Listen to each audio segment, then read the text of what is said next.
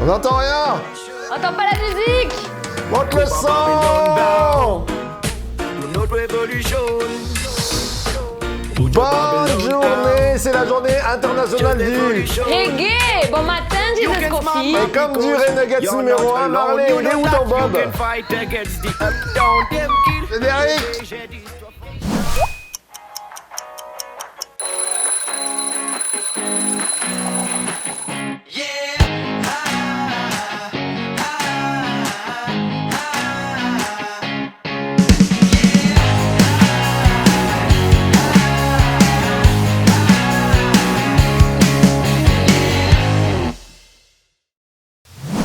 Jesus Coffee, bon matin. Et bande de canailles de nuggets, là, ils nous font des comptes à rebours de 5, 7, 8, Mais on sait 19. plus.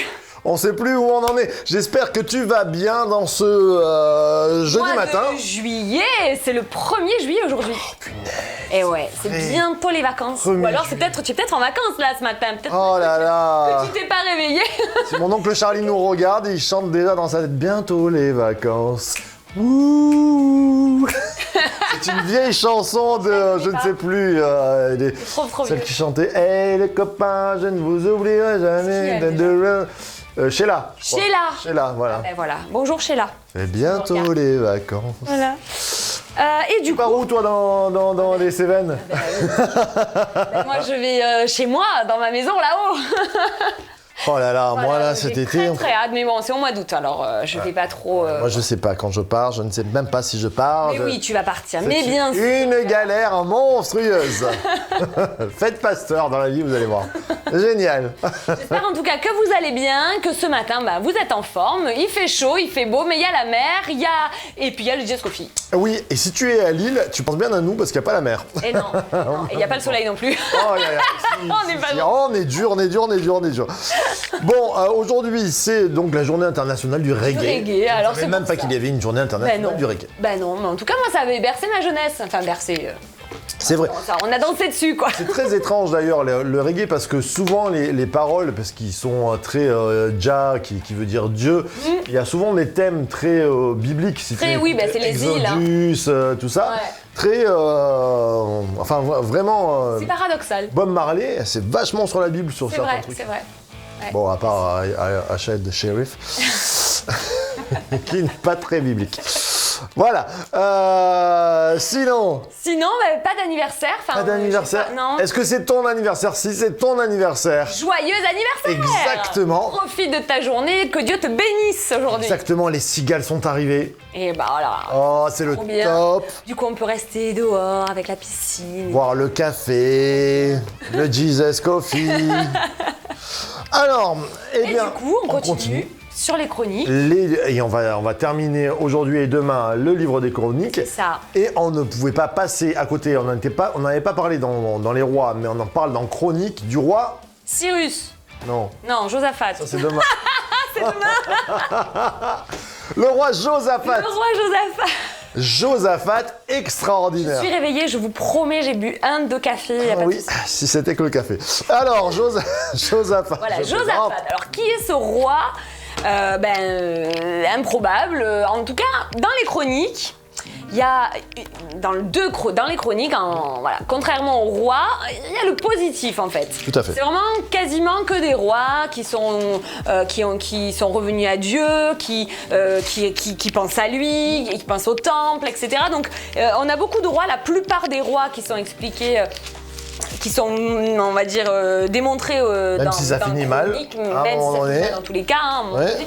Mais vraiment l'emphase est mise sur le positif. Par exemple, on parle jamais du négatif des actions de David, ni du négatif C'est des vrai. actions de Salomon. C'est vraiment, on est dans les chroniques, donc en fait, le peuple doit revenir. C'est vrai. Comme il doit revenir, on intéressant. pense à l'alliance, on pense au temple, on pense au positif, et Dieu pense au positif. On en a parlé lundi. Il va pas se rappeler de ton négatif. Il va te dire, mon alliance, elle est renouvelée. Je suis là pour toi et je pense plus au passé. Exactement. Souvent, C'est un renouveau en fait. les gens, dans leur vie, on ne voit que le négatif. En France, on est les meilleurs. Hein. On pense d'abord, il a pas fait ça, il a pas fait ça, il a pas fait ça, alors que Dieu, quand même, c'est bien ce qu'il a fait aussi. Exactement. C'est purement français. T'as fait ton lit ce matin? Même pas. Ah, bravo, voilà. Voilà, et donc du coup Josaphat, il vient parmi ces rois qui sont, on va dire, positifs en tout cas, parce qu'ils reviennent à Dieu. Et Josaphat est extraordinaire. Il y a surtout un moment, enfin je trouve qu'il est extraordinaire, on va en parler, sur la, toi ça t'intéresse pas trop, sur la louange, à un moment donné... Je suis pas concernée. Et non, c'est ça. Il y a une guerre qui est déclarée, alors je me rappelle plus trop, les Ammonites, les Amalécites, enfin... Il y a plusieurs peuples en fait. Voilà. Voilà, il y a plusieurs hits en fait, plusieurs peuples c'est hits, ça. voilà, qui se liguent en réalité contre Josaphat, contre le pays de Juda. Et il y a cette guerre qui est là, et en fait, Dieu va leur parler. Au travers d'un prophète qui s'appelle Ahaziel. Je ne sais pas ce que c'est. Toujours Dieu. Oui, il y a du Dieu dedans, voilà. Chose, à mon avis. Compliqué à dire. Et qui va lui dire... Alors, je vous le lis. Donc, c'est 2 Chroniques 20, verset 14 ou 15, pardon. Ne craignez rien et ne vous laissez pas effrayer devant cette immense armée, car cette guerre n'est pas votre affaire. C'est celle de Dieu. Au verset 17, vous n'aurez même pas à combattre. Contentez-vous de prendre position et de vous tenir là. Vous verrez l'Éternel vous accorder la délivrance. Et après, on ira à la délivrance à la fin. Exactement. Alors déjà, ce matin, pour toi, comme Josaphat, eh bien Dieu t'a envoyé le plus grand des prophètes, il s'appelle Jésus, Amen. Pour te dire, il y a de la victoire, il y a de la délivrance dans ta vie. Il marche devant toi, il est ce roi des rois qui est là. Et ce matin, tu peux compter sur lui dans toutes les attaques. Des fois, il y a... mon père a ce vieux proverbe qui dit un malheur n'arrive jamais seul. Et des fois on a un coup, 2 coups, 3 coups, des hits là, tu vois, les Moabites, les Ammonites, les bam bam, ça te tombe dessus, tu te dis comment on va s'en sortir? Eh bien Dieu te dit je combats pour toi. Et en fait, moi, ce que j'aime bien dans ce verset-là, ne te laisse pas effrayer, ne crains pas, et il te dit prends position. À un moment donné, il lui dit, vous n'aurez pas à combattre, mais par contre, vous devez prendre position. Vous devez vous placer en mode guerrier, même si vous n'allez rien faire. C'est-à-dire, il y a une part aussi à faire de ta part, de dire, je me positionne dans la prière et je vais prier parce que je sais que Dieu est avec moi, mais je me positionne pour Dieu. Et comment Josaphat va s'y prendre, et ça c'est important dans nos vies. Parce que des fois combien de fois j'ai entendu, oui maintenant les églises modernes, la louange, les ci, tout ça. La musique, et pourquoi la musique, c'est trop fort. Voilà, à quoi ça sert les chants. Il faut pas de piano, faut pas de batterie. Et là on a un bel exemple, c'est verset 21, tu voulais lire ou... Oui, c'est ça. Vas-y, lis. Et puis il tint un conseil avec le peuple et il désigna des chantres pour l'Éternel, afin de faire entendre la louange avec des ornements sacrés. Lorsqu'il sortirait devant l'armée, il disait « Célébrez l'Éternel, car sa bienveillance durera toujours. » Au moment où l'on commençait les acclamations et les louanges, l'Éternel plaça des embuscades contre les Ammonites, tous les hits. Et là... Et en fait, ils ont eu qu'à chanter. C'est extraordinaire. C'est extraordinaire. Une victoire dans la louange. Une victoire dans la louange. Ils n'ont eu qu'à célébrer Dieu. Tout ce qu'il fallait faire, c'était honorer, glorifier Dieu. Et on l'a vu avec la prière de Salomon, et on l'a vu dans même la prière du Notre Père. Quand on loue Dieu en premier, on a toutes les victoires. C'est extraordinaire quand même. À chaque fois, on est surpris des manières dont Dieu agit. Oui. Mais là, Josaphat, c'est extraordinaire. Et dans ta vie, si ce matin... Au lieu de te plaindre, au lieu de voir les problèmes, au lieu de pleurer, tu te mettais à louer Dieu. C'est ça. Des fois, la stratégie de Dieu n'est pas celle que toi tu penses. Alors tu te dis peut-être ce matin, Dieu va agir comme ça, comme ça, comme ça, et tu as fait comme un plan de ce que Dieu allait faire. Mais Dieu te dit ce matin, c'est pas ce plan-là qu'il va accomplir, mais c'est dans la louange qu'il va te délivrer. Alors ce matin, prends la victoire dans la louange et loue ton Dieu. Glorifie Jésus.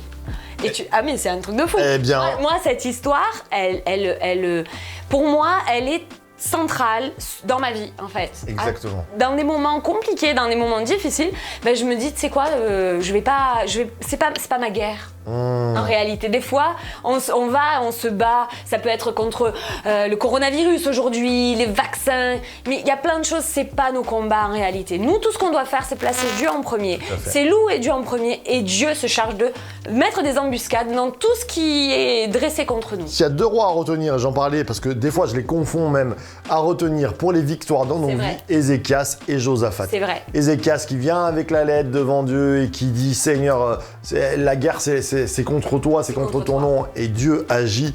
Et combien on aime dans cette église intercéder, prier, et en même temps, Josaphat qui vient nous montrer cet exemple. Quand tu loues le Seigneur, il y a des victoires, il y a des embuscades contre tous les hits du monde entier qui sont face à toi. On va louer le Seigneur, on va remercier Dieu ce matin, on va prendre un temps pour dire, Seigneur, premièrement, je veux te célébrer. Célébrer, ça veut dire les hauts faits de Dieu. En même temps, il y a acte de mémoire quand on fait ça. Seigneur, tu as fait de grandes choses pour moi. Compte les bienfaits de Dieu et tu verras qu'en adorant, combien le nombre en est grand, mais surtout les victoires qui t'attendent derrière. Vrai, Amen. Alexandra, tu veux bien célébrer Dieu ?